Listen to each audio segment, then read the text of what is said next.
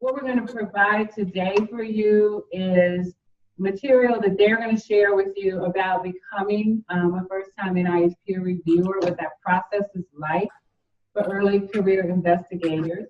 And, you know, this is part of our Keystone Symposia Fellows career development program that we put on for you guys. And so I'm going to really kind of take a back seat and allow NIH to run this show. They're really looking forward to questions from you guys. So I don't know, Mark, how you want to do this. If you want to have them introduce yourself very briefly, or I gave you the list of names of all the fellows and their institutions, but if you want to have sort of a roundtable hello, that's fine. But I'm going to take a back seat at this point. So if you have questions for them, it depends on how they want to do this. If they want it to be interactive or at the end, they'll let you know. But they're looking forward to a really lively discussion. So having said that, I will stop, and Mark, you can go away. Okay, thank you. You know, it would be a nice thing if everybody could introduce themselves. So I'll just start. Mark Caprara, I'm a scientific review officer here at NIH, and I'm Alok Mulky. I'm also a scientific review officer here at NIH, and I work with the immunology group here in terms of review. So I don't know how we're going to introduce each other, but you can just get started, you guys. It doesn't matter who goes first.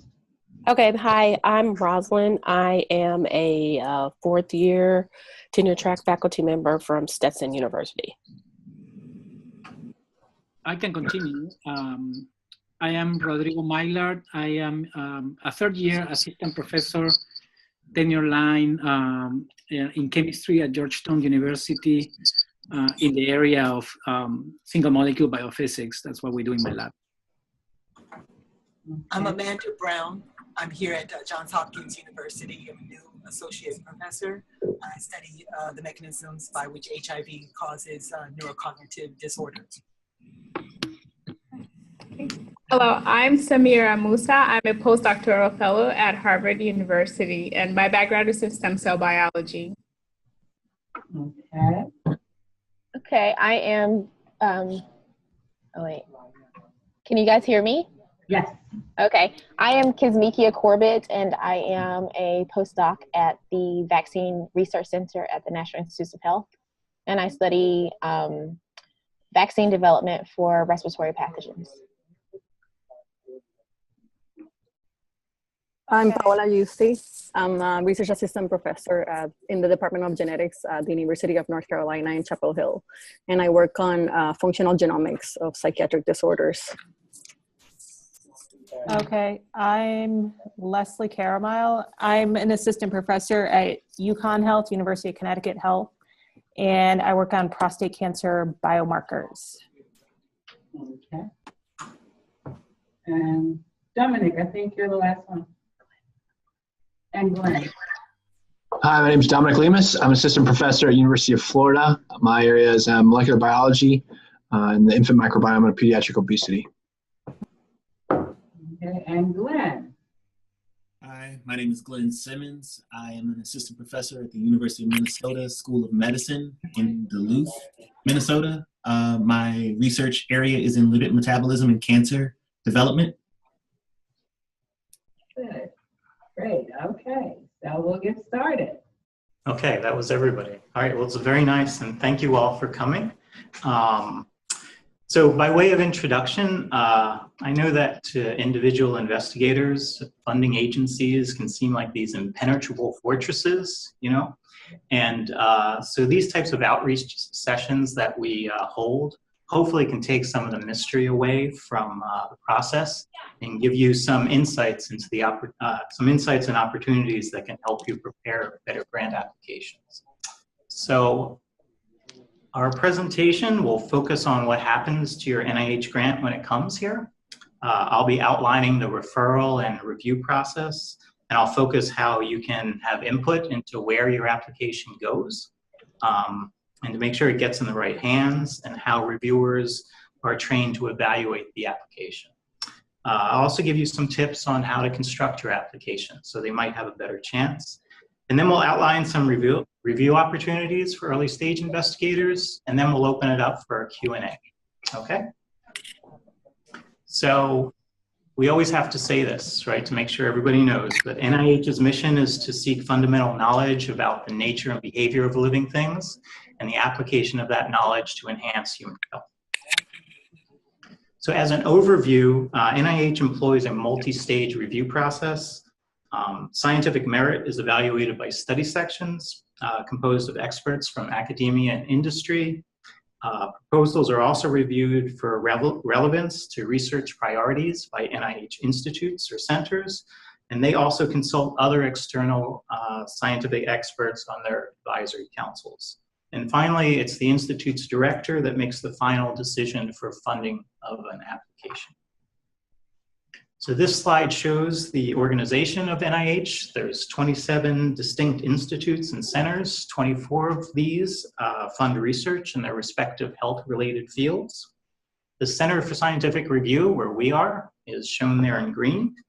And this is a non-funding center, and it's where about 75% of all NIH applications are reviewed for scientific merit. So your application first comes to CSR, and it gets assigned to an appropriate institute, funding institute, as well as to a scientific review group within CSR. And I'll talk about this in a little bit more detail. So you get a sense of scale. This CSR is a fairly high throughput place.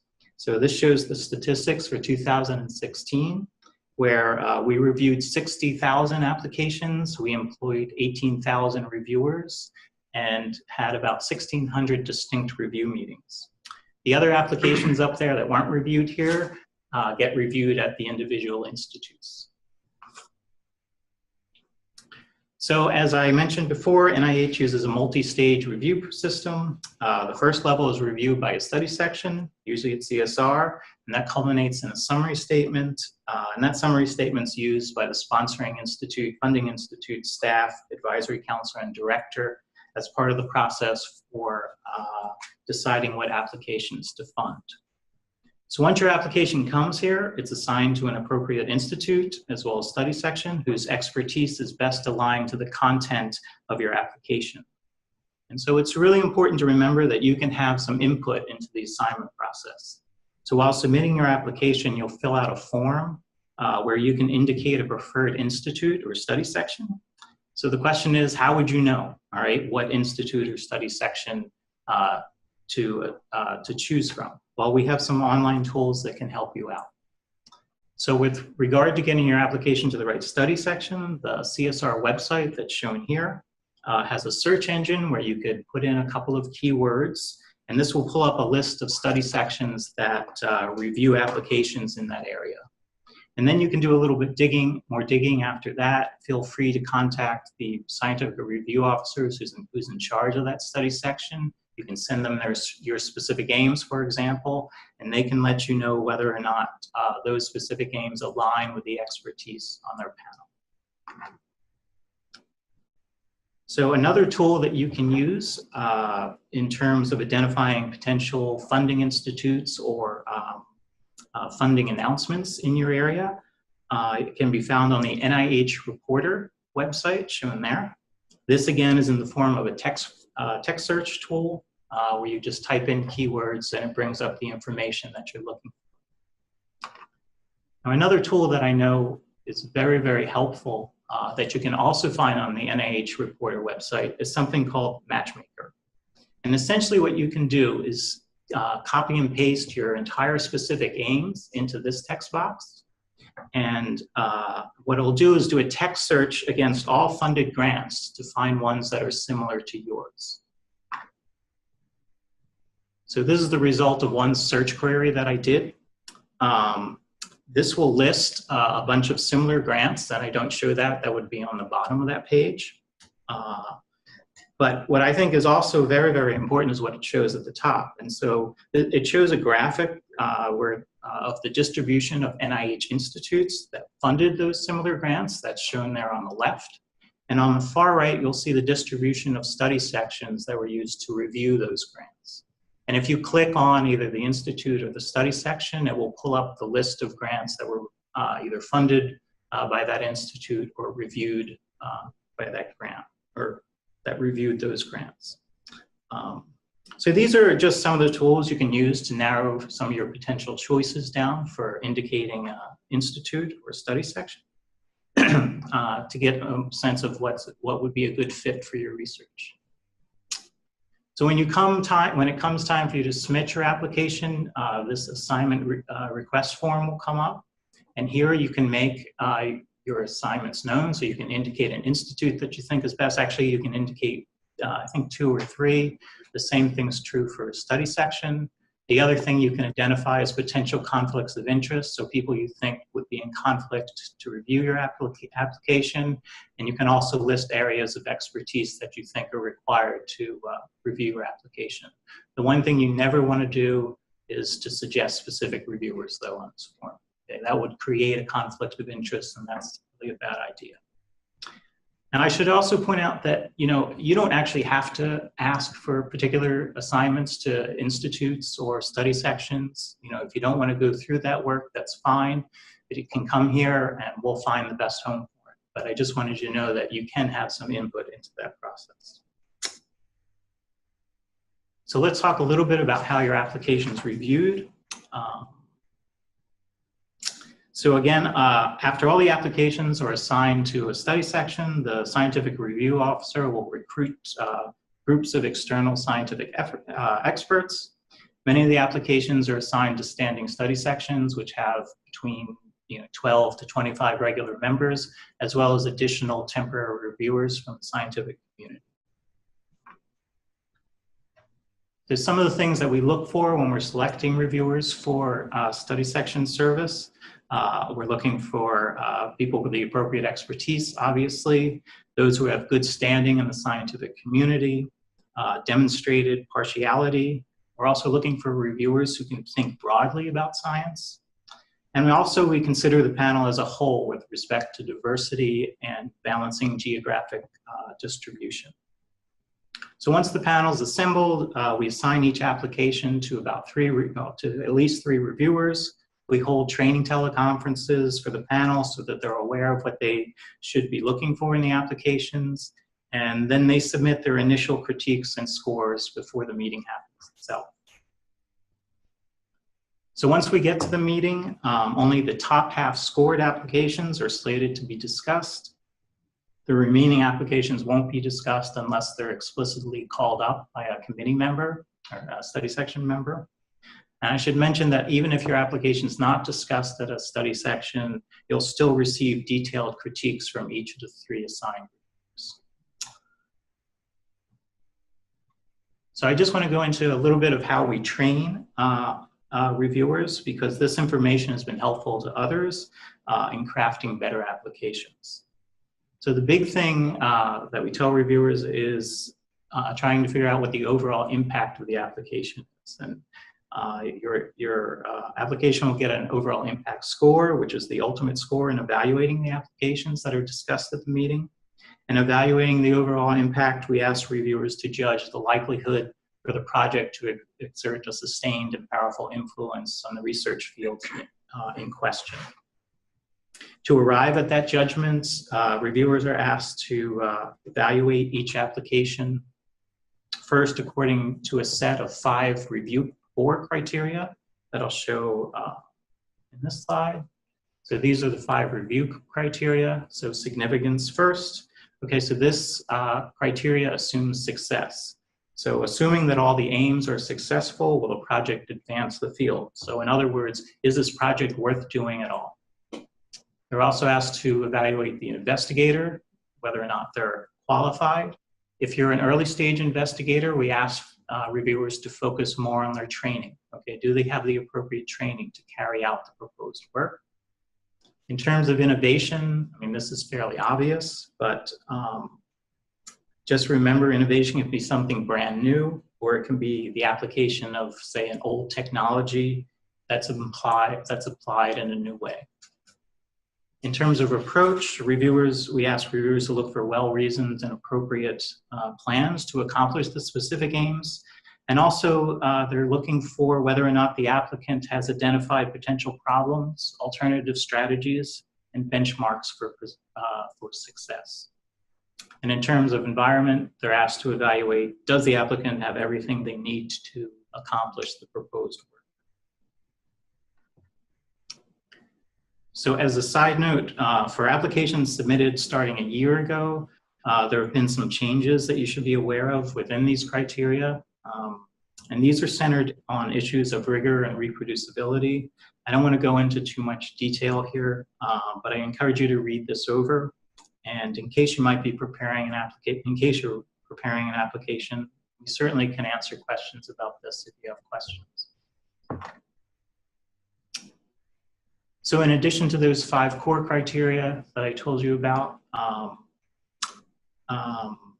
there are some additional criteria, if they're appropriate to your application, that are shown here, and these also figure into the overall impact evaluation. So as I said, in terms that you end up getting a score, and this is the scoring table that we give reviewers. So your application can get a score from 1 to 9, where 1 reflects perfection and 9 is relatively poor. So just to boil this down, reviewers are looking for exciting ideas expressed clearly. They're looking for realistic aims and timelines, so don't be too ambitious. And you want to strike a balance with respect to detail. That means brevity for things that everybody knows across disciplines. DNA is the genetic material, we understand that. But give enough details so reviewers will know what you mean and that they can evaluate that you know what you mean. So finally, a clean, well-written application makes a favorable impression. So anything you can do to make your application easy to review will go a long way. And I tell people all the time that you should always give your application out to experts in your field so you get comments back. But it's also a great idea to give it to someone who's not an expert in your field, so they can really evaluate how clearly you've presented your ideas. And finally, here are some common problems that we find in applications.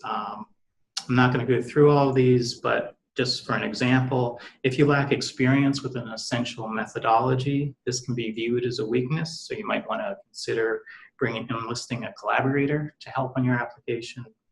And one thing that really irks reviewers are lack of knowledge of published relevant work. This can really reduce confidence of the panel that you really know what you're talking about.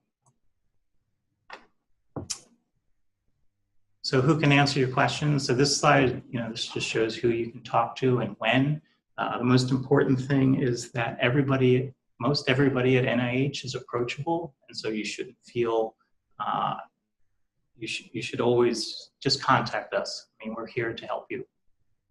And that's all I'm going to say. And so now we're going to talk about the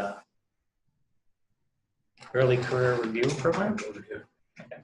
So one of the programs that allows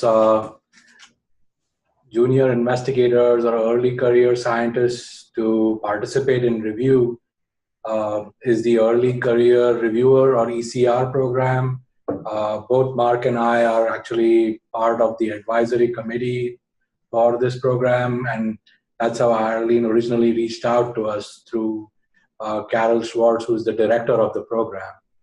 And so the goals of this ECR program are to train and educate qualified scientists to become critical and well-trained reviewers, also to expose investigators to the peer review experience and help make them more competitive as applicants, and to enrich the existing pool of NIH reviewers. And so the qualifications we are looking for before accepting applicants into the program are demonstrated training and experience in the scientific areas under review, and which are evidenced by 2 or more years in a faculty appointment or the equivalent, an active independent research program, and at least 2 senior author research publications in peer-reviewed journals in the past 2 years. Again, please remember that you cannot have an R01 or an equivalent grant or have served on CSR study sections to participate as an ECR, because if you already have served or have had a significant grant, then you are considered more senior, too senior to participate in this program. So when you are asked to serve as an ECR, you will be asked to attend a study section meeting.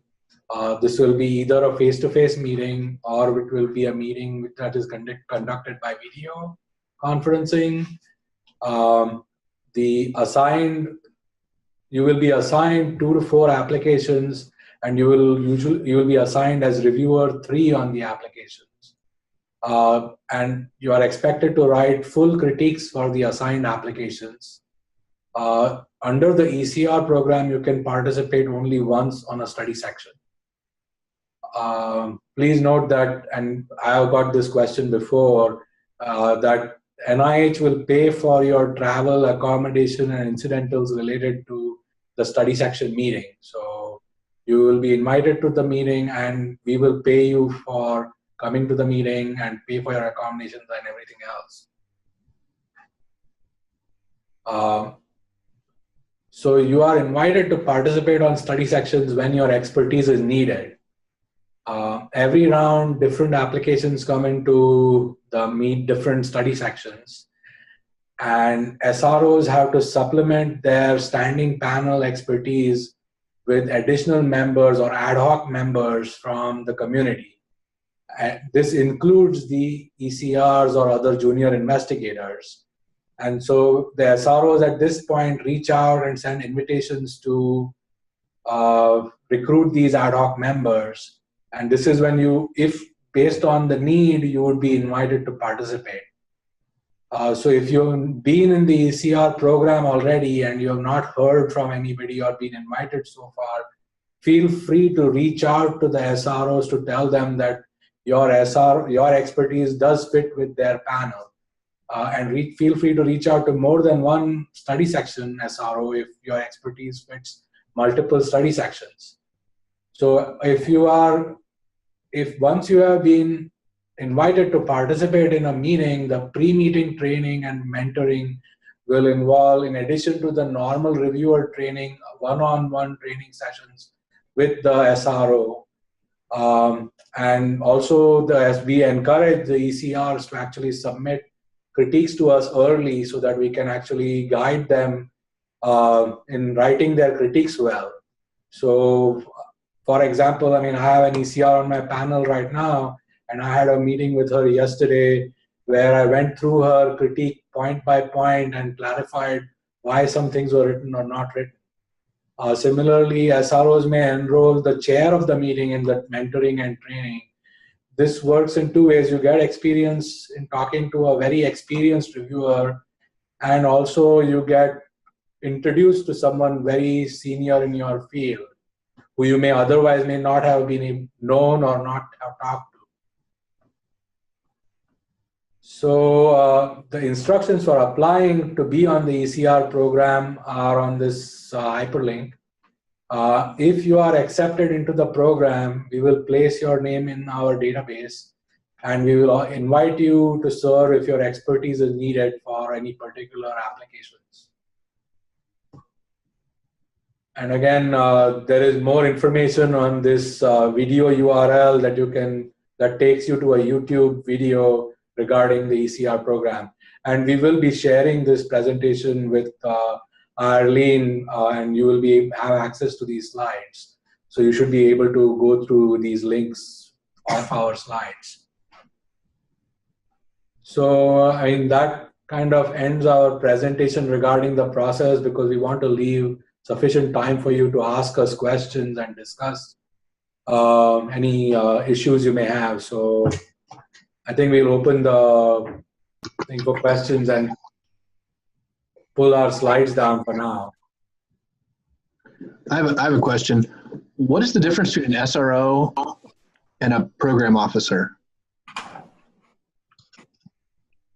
So a scientific review officer is the federal official who is in charge of the review meeting. So the peer review process is managed by us, the scientific review officers.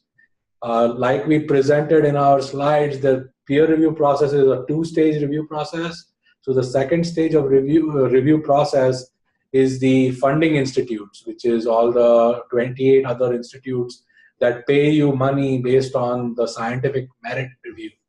And those are managed by program officers, and they are in the institutes. So there are two different functions. The program officers are involved post-review, and we are involved pre-review and up to the review meeting.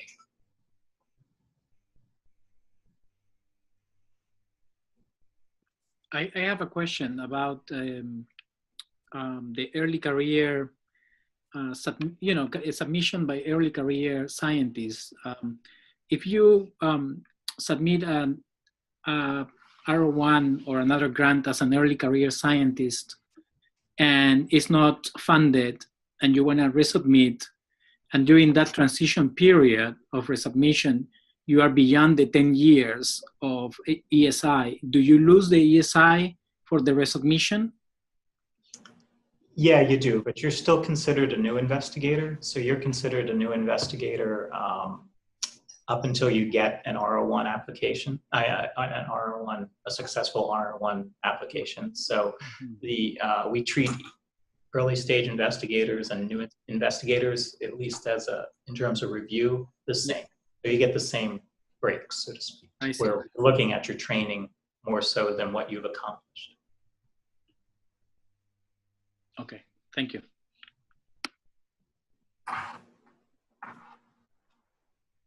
I have a question. So what are the current numbers of positions that have been filled currently based on the criteria as they stand for early career investigators to be involved with this process?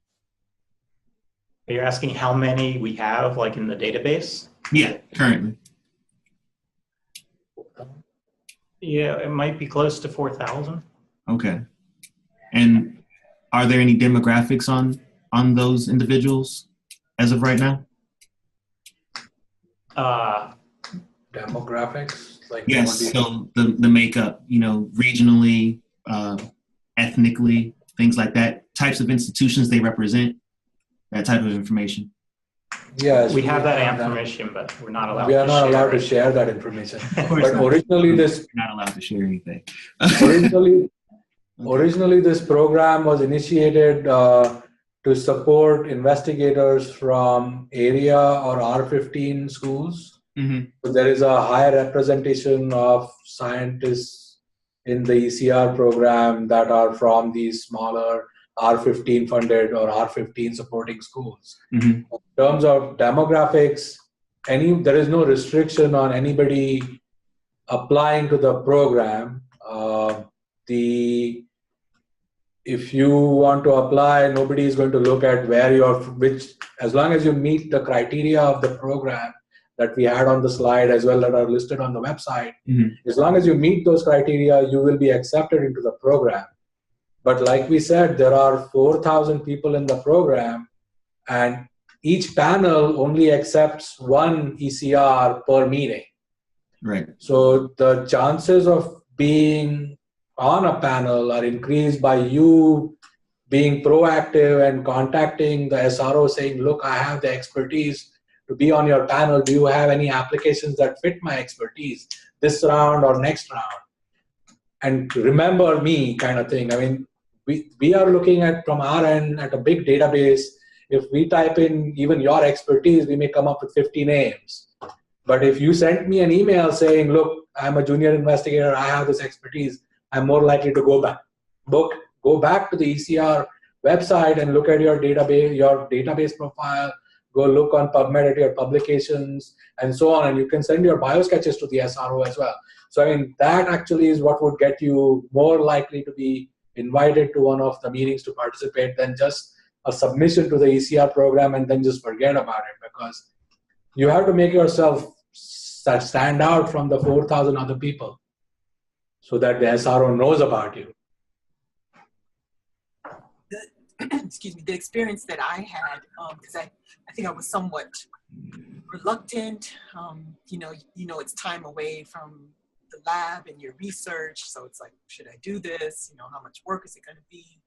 And it ended up that people in my field actually encouraged me, and I think they put my name forward. And then there was an escalation. So first I participated in a review by conference call. So that was very interesting. I think I was just given one application. I was the third reviewer.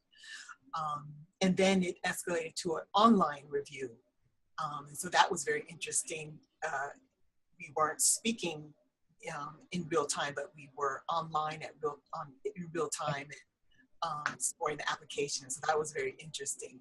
And then the last step was then I was invited to an in-person study review.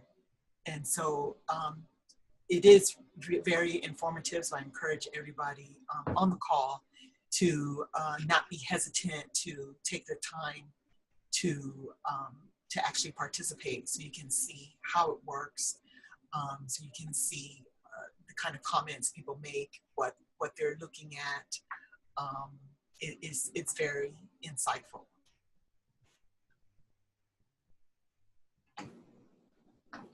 And thank you for your comments. And this is the same feedback we get from almost all the ECRs who participate on our study sections. Basically, when you are sending your grants into our study sections and you've never participated in review before, it's a black box.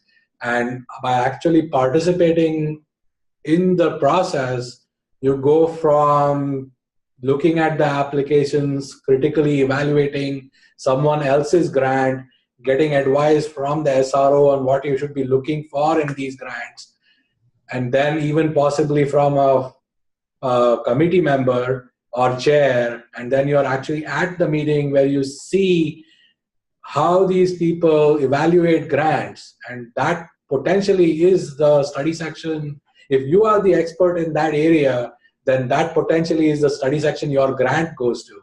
So you see how the people who sit on that panel are evaluating grants. I mean, you cannot possibly be on a steeper learning curve than that in terms of learning how to submit a good grant, because you know what the people who are going to look at your grant are going to be looking at and looking for. So I mean, I completely agree 100% with what you just said. I mean, I would definitely encourage you to take the time, and out of your very busy schedules, we understand that, but still take the time to try and participate in programs like this where you can get the opportunity to participate in review.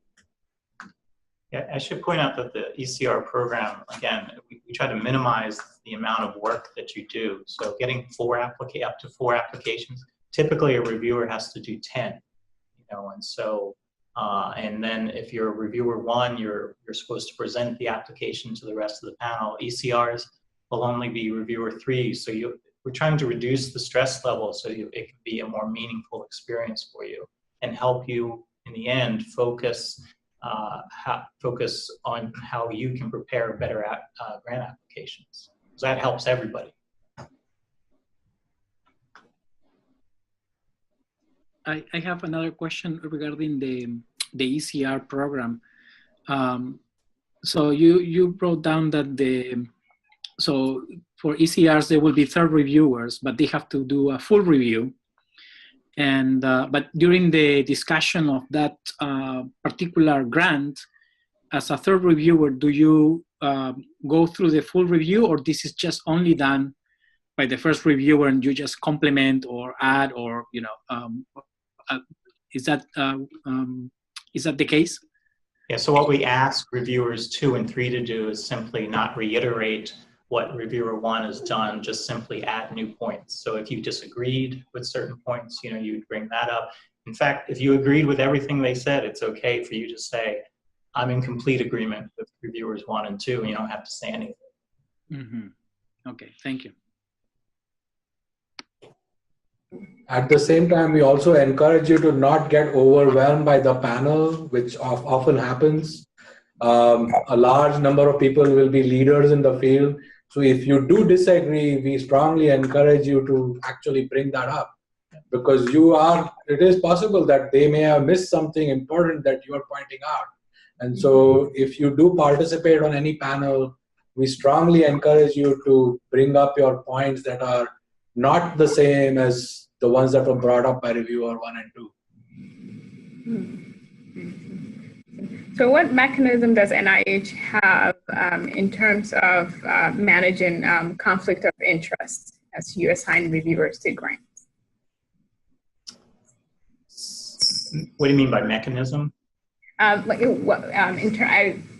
suppose a grant is assigned to a reviewer and they have an obvious conflict of interest, you would expect them to perhaps bring that up. But I was wondering internally, how do you minimize the possibility that a reviewer assigned to a grant might have?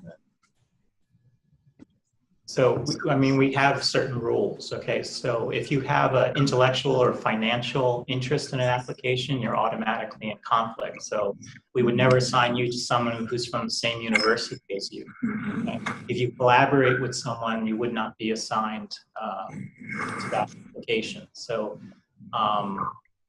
and what would happen at the meeting itself is if you're in conflict with an application that comes up to be discussed, you'll actually leave the room. So you won't hear any of the discussion or what the scores are, and you would not have access to those critiques at all. Now, we also rely on the individual reviewers to tell us if they're in conflict for things that we can't figure out, right? Sometimes there's long-standing disagreements with people, and some reviewers will say, I don't want any part of reviewing this person's application because we frequently fight, you know what I mean? Because we have differences of opinions. And so we respect that as well, right? And also as an applicant, 30 days before the meeting, you can see the entire roster for that study section. And if you feel that there's somebody on the panel that you really don't want reviewing your application for a certain reason, you can write to the review officer and make your case. So it's on the other side too, you have input. But just saying that I don't want Professor XYZ to look at my grant is not sufficient. Right. You have to provide a proper justification of why XYZ shouldn't review your grant. And it can't be something like, I don't like him. Yes.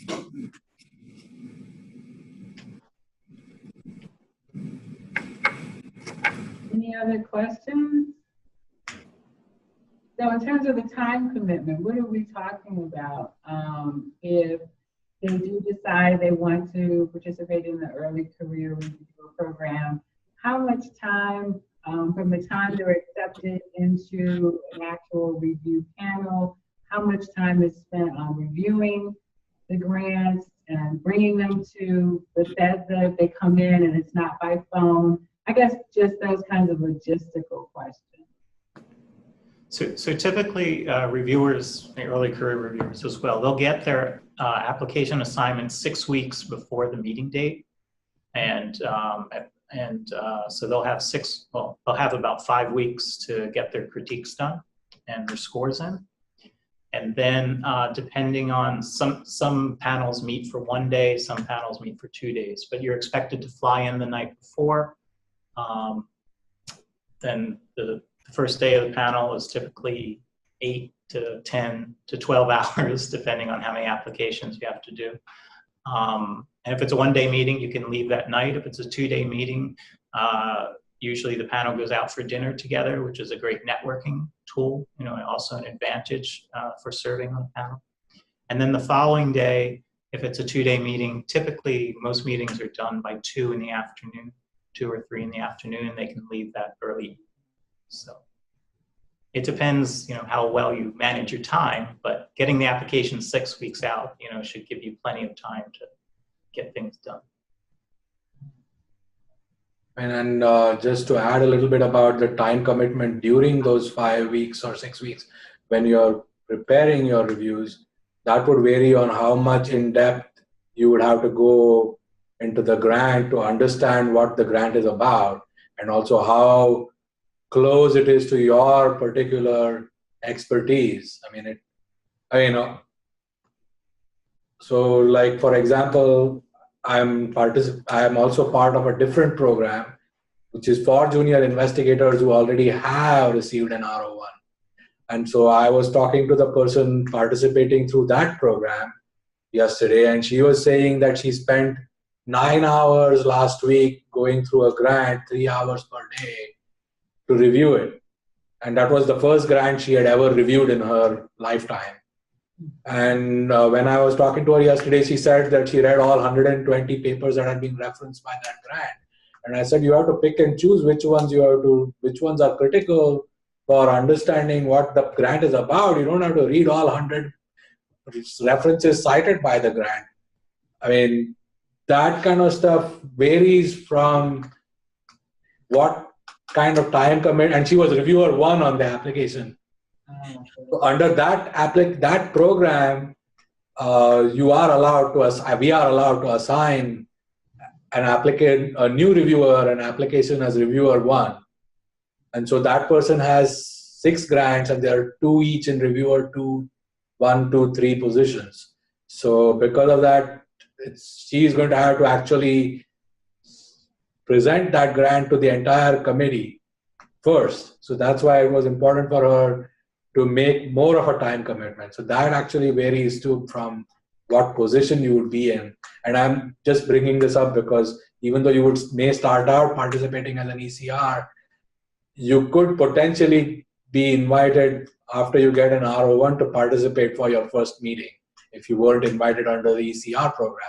So if that were to happen, you would have more grants and you would be reviewer 1 or 2, and then your time commitment would vary, which is why I'm just as a side from the ECR program, I'm bringing that up. But let me also point out that as a reviewer, you're not expected to read anything more than what's contained in the application. If you want to read some of the references, that's fine, but that's not an expectation. Applications are supposed to be self-contained. So if somebody's telling me that it's taking them, 8 hours to review an application, it could just simply be that it's a bad application, right? And so if you're not getting what they're proposing and you're an expert in the field, sometimes it's just bad, and you have to just say that, and point out the weaknesses. And I will add that everybody on the study section knows who the early career reviewer is. And so they're very kind and they help you along. Yeah. I had to fill in for the chair of the meeting. So people helped me along. So I was, put in the fire, but it went fine. So I think you covered this, but issues of confidentiality, maybe you want to talk a little bit about that, because they are at a level where they're talking to other trainees. They may bring up something inadvertently even that they read in an application. So do you want to go over issues of confidentiality and how that's governed? Right, so if you agree to be a reviewer, you sign a confidentiality legal document, okay? And so it holds you that you should not discuss anything inside the application with anybody else, not your colleagues. If you're lucky enough to have a secretary, she can't even see it, he or she can't see it. You're not supposed to discuss the application with the other reviewers unless you're in the room with the SRO there. And most importantly, you're not supposed to use any of that information in the application for your own benefit. So you're not supposed to steal ideas or anything like that. And because you sign this legal document, if it's found that maybe you breached those confidentiality clauses, you can get in trouble. So I don't know if you want to say anything. We take it extremely seriously. Right. And we have research integrity officers and other ethics officials and stuff where any breach is usually reported and action is usually taken. And there's also a website listing all the people under investigation that we do not invite back. So.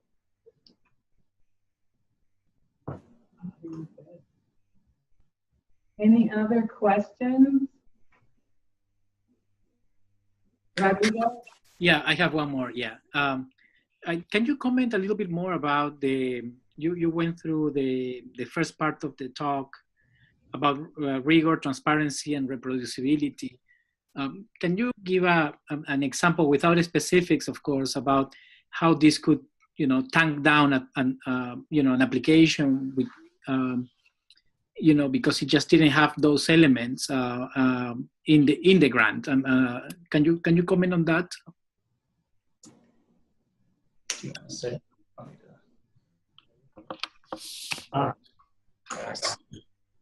Well, I mean, the reviewers are asked, okay, now they're asked, because there's these additions to the basic criteria, to evaluate whether or not the applicant has given an appropriate premise that is the foundation for the work itself. They're also, what's the other thing? Oh, applying rigor to their approaches. They're supposed to address biological variables as well. So for example, if you do animal work, the expectation is that you include both sexes in your study. Okay, the studies don't have to be powered to detect sex differences. They would like to see that those things reported separately, so male and females reported separately. And the idea there is that in some retrospective analysis, somebody could pick up on that data, compare it to some others, and see if they could detect sex differences. That's also true for other biological variables as well. So how the committee ends up scoring those things and weighing those things, it's really up to the individual reviewers how they do it. But so it depends. It depends on the context of the application. So if a premise isn't clear, that you can imagine that would be a problem anyway, right? For any application, whether this is before this new thing came in or not, right? So. Okay, thank you. So with, I just want to add one small thing. So with the premise and with rigor, I don't think you can write a good grant without these, even before the policy was in place. So basically, premise is the foundation for doing the work. It's the background literature, any preliminary data, all that constitutes part of the premise. So it's very difficult if you never incorporate this into your grant, like don't tell the reviewers why you're doing the study in the first place, it's not going to be a good grant. And same goes for rigor. So rigor and reproducibility is basically what you're doing to make sure that your approach is strong, whether you're using statistical methods, where you're considering different sexes, or whether you have blinded experiments and so on. I mean, that kind of stuff is part of rigor. Again, without the term rigor, this makes a good grant or a bad grant, whether you considered these things or not, whether you're applying statistics, whether you're applying blinded studies. So that's old stuff with a title. And the only new thing in the policy is the biological variables. And with the biological variables, which includes sex, just as a side note, it's important that you don't just say, I'm going to use male and females, just as a cursory hat off to the policy, because the idea behind the policy is that you need to evaluate why you're doing it with both sexes. So a lot of reviewers now are being trained to look at it from the point of view of their science and what's known in their science based on sex differences. Like whether it's all, like in some diseases, it's already known that they are 90% more prevalent in females versus males, or males versus females. Whereas in some other fields, it may not be known at all. So actually writing that into your grant is considered a requirement with the policy. Just putting in the vertebrate animals that I'm going to write male, I'm going to include males and females, will not get you the high scores you would expect on your grant. And the other point that I'd like to make is also, from an applicant point of view, the rigor and transparency policy does not require that you need to actually put bullet points saying this is the premise and this is the rigor. But as an applicant, you should also remember that it is your responsibility to make the reviewer's life as easy as possible. They are extremely busy people like you, and they are taking the time off out of their schedule to look at your grants. It takes them at least a few hours to go through them. So if you do not highlight saying this is the premise, or this is where it is found, or this is how I'm addressing the rigor or something, or we are addressing biological variables by doing this, or any other section for that matter. Like if, for example, there is nowadays you put a significance heading. If you were not to do that and expect the reviewer to search through the 12 pages for where your significance is, they are not going to evaluate your grant in the same way they will evaluate someone who did make it easier for them. So for all parts, I think you should remember to make the reviewer's life as easy as possible. That's just a comment. I mean, that's what you would learn if you were to come to a study section and we were talking to you. I mean, that's just. Yeah, I mean, that's one of the reasons why I formulated the first part of this talk the way I did. So you see what we tell reviewers to look for. So as an applicant, knowing that, you should think about how you can craft your application so you make it easier for the reviewers themselves. I mean, you can think about it, just put yourself in their position, right? If it took you only 20 minutes to review something because everything was there in its place, you're going to be a happy person, Good or bad, but I mean, yeah. Any last questions? I have a question. For an individual study section, do they review various types of proposals like R01, K awards, R15s? So most study sections review R mechanisms. There's some study sections that do Ks and some study sections that do R mechanisms. So R01s, R03s, R15s together. The K awards are usually done separately in different study sections. Some of these center grants, they're done in a completely different type of study section. Again, if you, trying to think how to see. So most of those wouldn't be listed. I mean, like I guess we could. Yeah. But again, if you go on the CSR website again and put in like K awards or something like that, you should get some idea about where those would go. Things like that. And some of the K awards are actually reviewed in-house by the institutes instead of at CSR. So like Mark presented on one of the early slides, we get 92,000 applications per year, but only 60,000 are reviewed at CSR. So some K grants are sent to the institutes or out of CSR for review. Yeah, and so what you should do is, so every application is in response to a program announcement, and usually on those program announcements, except for the general ones, they usually have a scientific review contact person and also a program official contact person that you can contact with any questions that you have. Okay, thank you.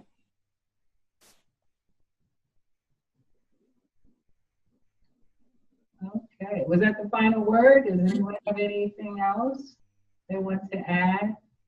So if not, I want to thank NIH for doing this for us. This was fantastic, great information. And we will share this with the larger Keystone community as well. We have 61 fellows now, and so you're seeing a good representative sample of that community, which is very vibrant, and we look forward to working and engaging them in these kinds of activities. I think they'll do well in the study sections and as reviewers. And this is one of the reasons why I wanted to bring this information to them. And so hopefully they will take advantage of this opportunity. They have an in-house expert, Amanda Brown, up on the upper right, yes, or left. I'm always confused with Mary Imogen. So that will be helpful. Rodrigo, I think you're about to go through a review process this summer later? Yeah, in a month and a half, yeah. Right, so was this helpful to you? Yeah, it was. I actually didn't know that I could. Maybe I'm going to go to the macromolecular structure and function C. And Will Greenberg has been extremely helpful and giving us a lot of information, but I think perhaps I miss it, or he will say it soon, that I could work polish my reviews with him just to make them, tight and to the point. Okay. Good. That I was not aware up to that now, and gives me a little bit more confidence because it is exposing oneself, and that always is difficult the first time. Yeah.